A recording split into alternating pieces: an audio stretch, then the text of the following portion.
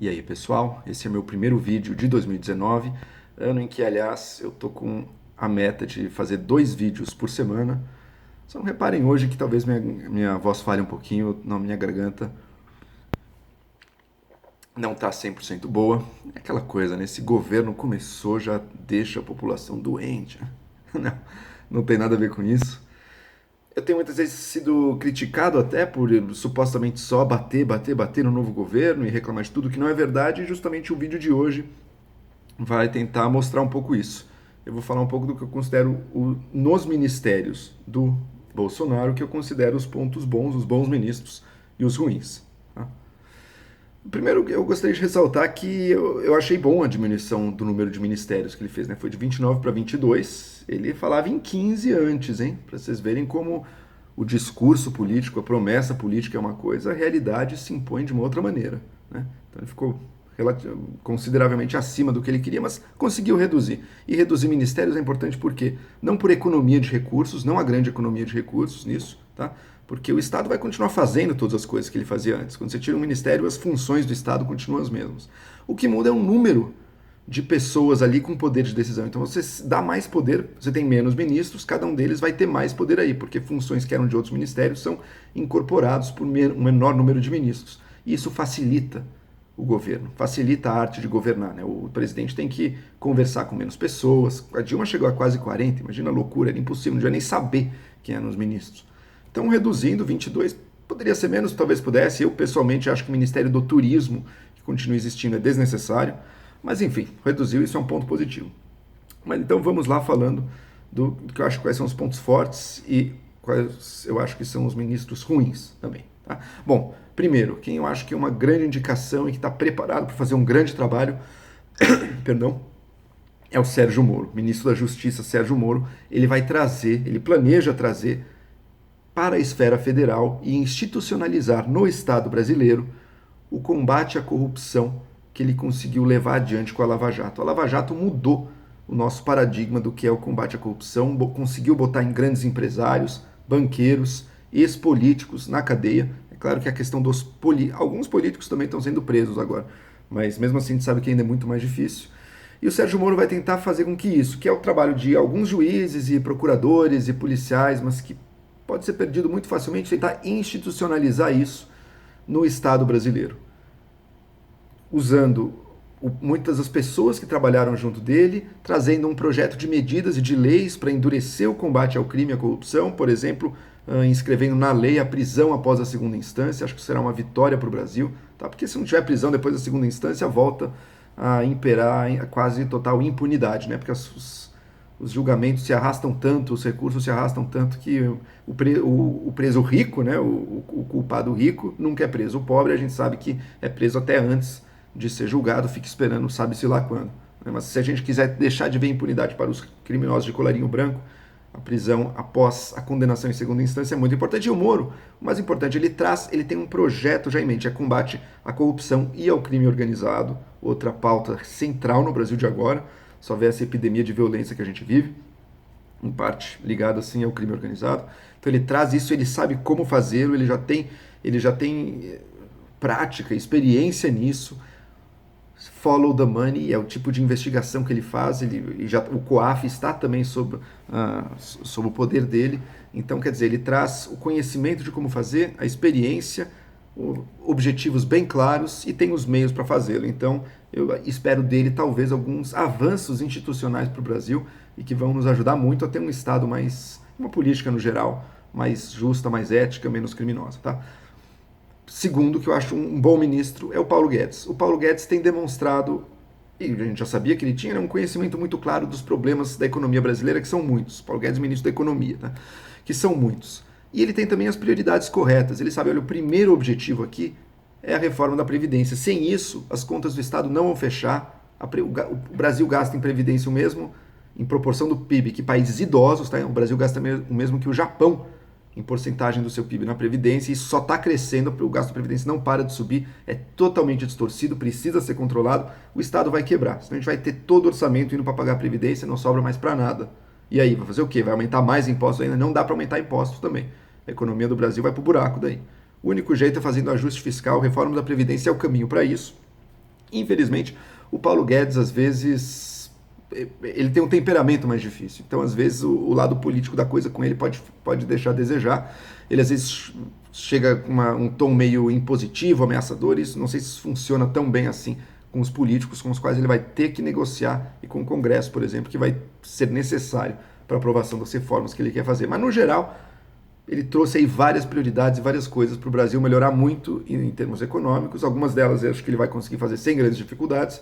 Outras, vamos ver aí se o temperamento dele não vai ser um problema. E se ele também, quando sofrer algumas derrotas, e é inevitável que ele sofra algumas derrotas, já que ele é um ministro tão ambicioso, se ele vai conseguir se manter estável e se manter no cargo mesmo, tendo sofrido algumas derrotas. Vamos ver como é que ele vai ser, mas a princípio também é um bom ministro e sem dúvida nenhuma um grande avanço sobre a era Dilma e está concentrando muito mais poderes do que tinha o ministro da Fazenda até agora, mesmo sob o Temer. Então vai ter espaço aí para fazer muitas coisas também, trazendo uma visão liberal. O Brasil passou muito tempo com uma visão social-democrata, que é importante também, agora ele traz a visão liberal. A falha dele é não ter falta mais economistas também com uma pegada, uma cabeça social no ministério dele. Mas enfim, o Brasil tem muitos ganhos a oferir aí com medidas e reformas mais liberais. Está faltando isso. Paulo Guedes vai tentar levá-las à frente. E conhece bem do assunto. Bom, há uma série de ministros que eu consideraria medianos, em geral os ministros militares da ciência e tecnologia, tendo a segurança institucional, general Heleno, que é um bom nome, embora não seja, na minha opinião, um dos grandes destaques do governo, mas talvez poderia estar mais para o lado dos bons também, como alguém que aconselha o Bolsonaro e tem ideias muito calcadas na realidade. Aliás, os ministros militares em geral são assim, eles têm um perfil conservador, mas com os pés na realidade, sem grandes voos ideológicos, sem estridência demagógica política. Então podem ser uma força aí que eu espero que tenha voz aí no governo. Tem outros, tem dois ministros, eu também colocaria nos medianos, porque eles têm um lado bom e um lado ruim. É o da saúde, o Luiz Mandetta, e da agricultura, a Tereza Cristina. São duas pessoas da área, são duas pessoas que conhecem profundamente os seus setores, da agricultura e da saúde. Mas, por outro lado, também estão ali para defender interesses. No caso da saúde, o Mandetta é ligado aí a seguros de saúde, então tem toda essa discussão da saúde pública ou privada e o interesse das seguradoras. Isso não necessariamente está no interesse da população. Tá? E Tereza Cristina era da bancada ruralista, é uma das vozes mais modernas entre os ruralistas. Então, das opções que tinham ali, ela é das boas, mas mesmo assim, ela está para defender um grupo de interesses. Seria importante ter alguns contrapesos a ela no governo. Não, pelo contrário, parece que não teremos, e agora eu já entro nos ministérios que eu considero ruins. E o primeiro que eu levanto é o Ricardo Salles, ministro do Meio Ambiente. Ele está ali para fazer o jogo e servir aos interesses dos ruralistas. Até o Bolsonaro, numa reunião com ruralistas, pouco depois da nomeação, perguntou, todo sarcástico, ele gostaram do que eu indiquei, né? É isso, ele está lá para isso. Alguém que não acredita na proteção ambiental, que acha que a proteção ambiental é um entrave. E assim problemas na questão ambiental no Brasil, hein? Na mentalidade com que ela é lidada muitas vezes. Até vou fazer vídeo sobre isso. Mas entregá-lo nas mãos dos interesses dos ruralistas, não. Daí é você rifar completamente a proteção ambiental no Brasil, sendo que o Brasil tem um dos, se não o maior patrimônio ambiental do planeta. É uma riqueza enorme que a gente tem e que, com a cabeça de um lucro de curto prazo de alguns, pode ser jogado no lixo. Seria uma tragédia inominável se isso acontecesse. Felizmente, muitas pessoas vão se mobilizar para que isso não aconteça e lutar, mas, infelizmente, o Ministério não parece ter o maior interesse aí do meio ambiente em mente. Tá? Fora que alguém condenado aí por improbidade administrativa. Né? Na minha opinião, isso não condena necessariamente a pessoa, porque eu acho que a improbidade administrativa no Brasil sempre tem que ser vista com muito cuidado, existe uma indústria dela também. Mas, enfim, o Ricardo Salles é uma pessoa séria, eu até o conheço, mas não tá apto, não tem história com o meio ambiente, exceto como secretário do Alckmin, mas ele também não primava ali, inclusive os processos dele são ligados a isso, não primava ali por isso, e muito menos agora. Bom, segunda ministério ruim que eu levantaria, o Onyx Lorenzoni na Casa Civil, fazendo a necessária articulação política do governo, no qual ele não é muito bom, não é? Ele tem um estilo sempre combativo ali, parece que ele está sempre, pelo menos no trato com a imprensa, tem sido péssimo, não tem sabido vender nenhuma das pautas do governo, pelo contrário, ele parece ser contra a própria reforma da Previdência, que é a primeira prioridade desse novo governo. Então me parece que aí é um ministro que está muito aquém do que seria esperado, é o velho baixo clero ali, né? Um baixo clero de direita e que não está aquém do que deveria. Outro ruim, Damares, ministra dos Direitos Humanos, que traz uma agenda, além a forma de se comportar dela, muito infantilóide muitas vezes, uma coisa que não convém, que não, não deveria ser um ministro do Estado brasileiro, mas mais do que isso, traz pautas extremamente regressivas e reacionárias na questão de sexualidade e gênero, especialmente na educação. O foco dela, a fixação dela é tirar a ideologia de gênero das escolas brasileiras. Como se as crianças brasileiras estivessem sendo ensinadas a serem transexuais, a serem homossexuais, o que é tudo mentira, né? É uma pauta para tirar a educação sexual no fundo, com a ideia de que não, é só a família que tem que tratar desses temas e que pode ter efeitos sociais ruins para o Brasil. Piora no combate às DSTs, na prevenção, piora nos índices de gravidez adolescentes, que são ruins no Brasil também, piora, inclusive, a Damares tem também motivações sinceras. Ela se importa, por exemplo, com a questão da pedofilia, do abuso infantil, mas essa agenda regressiva dela, da educação sexual para as escolas, pode ter efeitos ruins, inclusive aí nessa área. Porque muita gente descobre que sofre abuso sexual, em geral se dá na família, graças à educação e à discussão de temas sexuais abordados na escola. Não é só a discussão biológica, não. É a discussão humana da coisa, sem falar nas violências contra transexuais, contra homossexuais. A escola tem um papel importante em combater esse tipo de preconceito. Próximo, ministro das Relações Exteriores, Ernesto Araújo. Esse é uma cabeça mais ideológica, parece, desse novo governo. Se inspira em Dom Sebastião, um grande fracasso da história de Portugal, a grande inspiração dele, porque ele se vê como um grande herói, lançando o Brasil em alguma aventura heróica aí, a defender no mundo. E qual é a grande causa heróica dele? Além da tontura estética que a imagem de Dom Sebastião evoca, qual que é a grande aspiração heróica? É o nacionalismo. Ele admira governos como o da Hungria, que estão rapidamente deixando de ser democracias, erodindo os direitos humanos, é uma coisa combatendo a mídia, acabando com a liberdade de expressão, enfim, exemplos péssimos para o Brasil.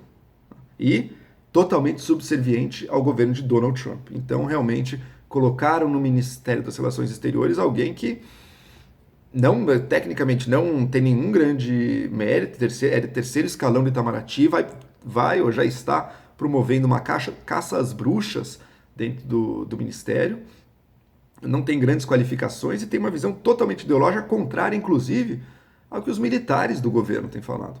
Então, o general Heleno, general Mourão, vice-presidente, eles não são de esquerda, hein? São homens de direita, conservadores, patriotas, mas têm plena noção de que a visão nacionalista do Ernesto Araújo, uma visão que é contra, inclusive, os acordos internacionais do Brasil, que é contra a cooperação internacional, que isso tem um potencial de problema enorme, enorme, enorme. Tá? Por exemplo, o posicionamento radical dele com relação a Israel, sem exigir nada em troca, é incondicional, é com base apenas na ideologia, sem pensar na nossa relação com o mundo árabe, e não estamos falando só de vender frango, não, embora vender frango seja importante, mas não é só isso, é a relação política do Brasil com vários países, enfim, ele apresenta um risco grande. E por fim, levanto uma grande decepção para mim também, porque esse ministério é tão importante, se não o mais importante, ou um dos mais importantes, que é o Ministério da Educação.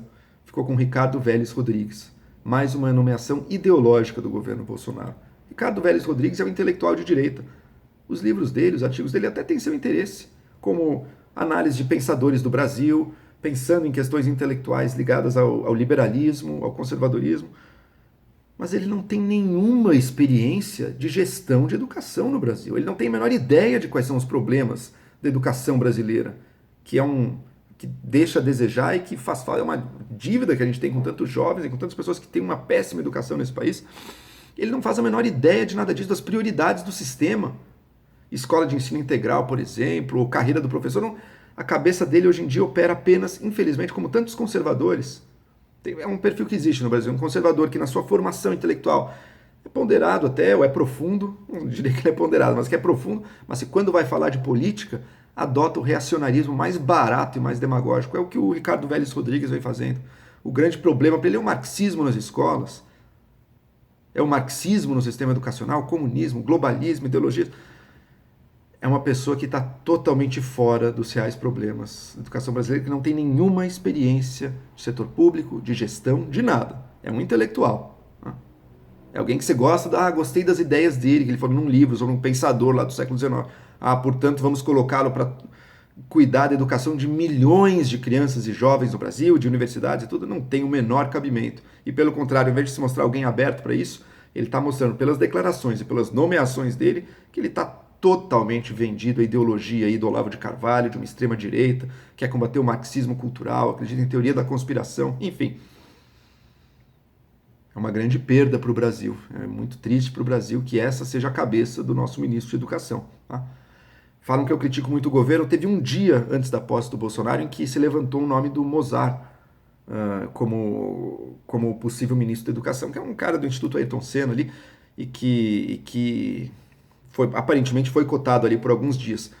Naquele dia eu elogiei fortemente o governo, viu? Porque ali era alguém que estava ciente, tinha uma agenda clara de reforma do sistema educacional, reforma da educação no Brasil. Não era um intelectual de grandes voos teóricos e de ideias e de pensamento, história do pensamento, história das ideias e nada disso. Mas tinha noção do que o Brasil precisa, do que o sistema precisa. Está olhando para as melhores experiências. Experiências do Ceará, de Pernambuco, que conseguiram, por exemplo, ensino integral. Ricardo Vélez não tem nada disso. Bom, e aquele lá não foi, acabou não sendo ministro, mas eu elogiei, ou seja, quando o governo faz algo, indica algo que eu considero bom, eu elogio sem medo nenhum, sem problema nenhum. Mas infelizmente o atual ministro da Educação peca por isso. Qual que é a única ideia de sistema de ensino que ele falou até agora? É escolas militares. Uma realidade minúscula, vai trazer para alguma cidade, não dá nada. Também não sabe se o ponto de vista do custo-benefício vale a pena, parece que não tanto, tem experiências mais baratas e com resultados melhores em lugares do Brasil. Tem que aprender com isso e trazer. Bom, podemos falar mais de educação em algum vídeo, já estou me estendendo, mas é isso. Quem são os dois grandes pontos positivos para mim do novo governo? Então, Sérgio Moro nos ministérios, Sérgio Moro, Paulo Guedes. Pontos ruins, Ricardo Salles no meio ambiente, Onyx Lorenzoni na Casa Civil, Damares Alves nos direitos humanos, Ernesto Araújo nas relações exteriores, Ricardo Vélez Rodrigues na educação. Dá para ver que talvez eu esteja criticando mais do que elogiando, mas sinceramente, numa avaliação ponderada minha das coisas, é isso que sobra. Espero que tenham gostado da discussão. Se gostaram, não deixem de se inscrever no meu canal. É isso.